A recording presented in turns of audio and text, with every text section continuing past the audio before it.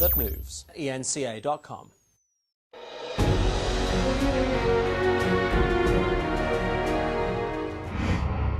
When Lourens Groenewald joined the South African police force in the 1970s, he was a self-confessed racist.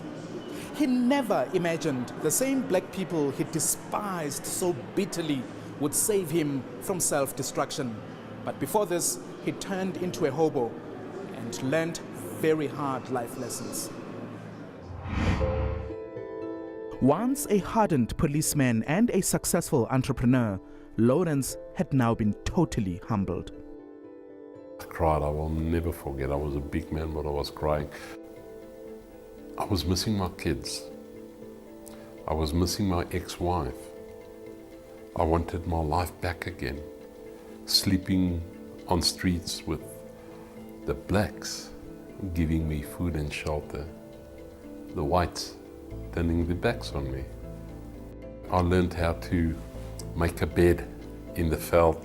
Where's the best place? Placing out newspaper, sleeping on the newspaper. I learned how to boil an egg on a fire without a pot and water. But there were even more important lessons life was teaching him.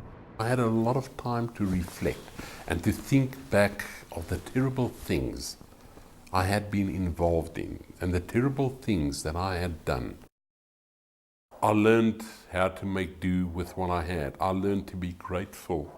I learned the value of brother and sisterly love. I learned what it was to reach out and be part of a people that I once shunned.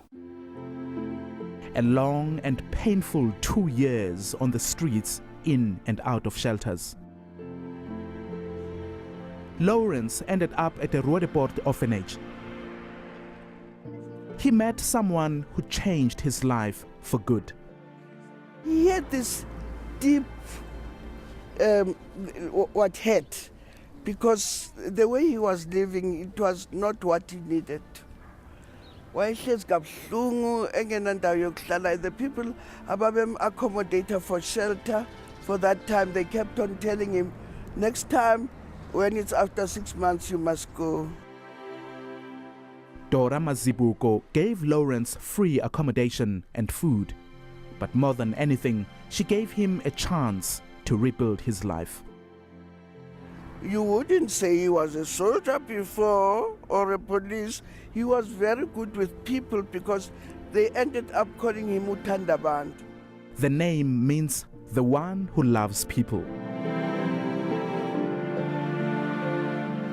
In 2003, Lourens found a job at the Gauteng security company. He worked his way up and was eventually able to leave Dora's ark and face life alone.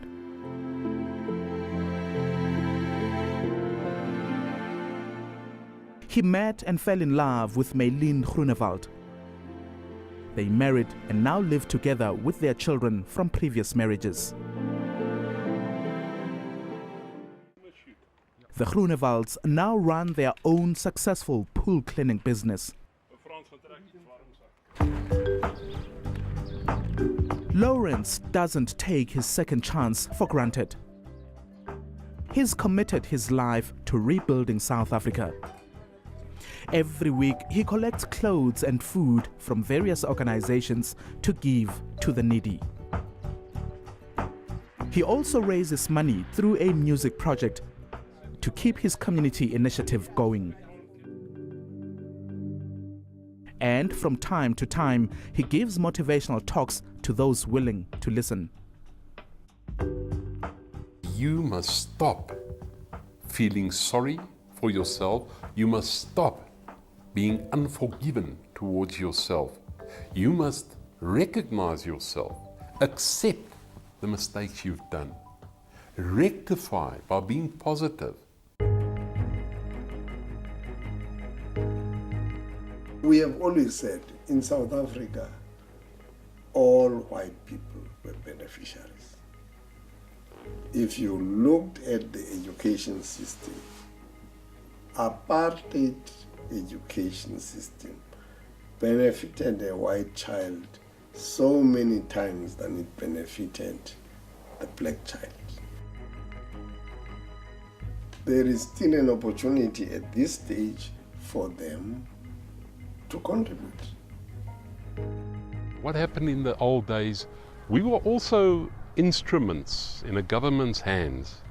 That is why today I do what I do, and I give back what my ancestors, my forefathers have taken, and I will do my best to assist in making this the rainbow nation of the world. There's no doubt the legacy of apartheid still lingers today.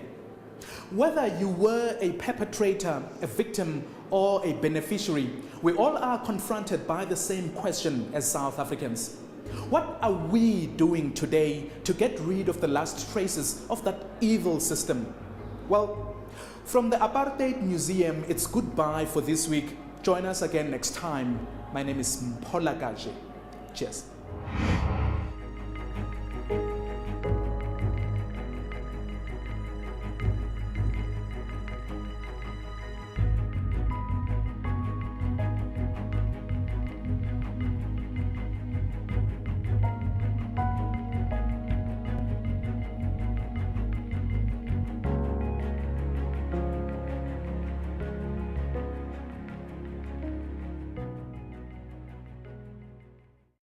News that moves. ENCA.com.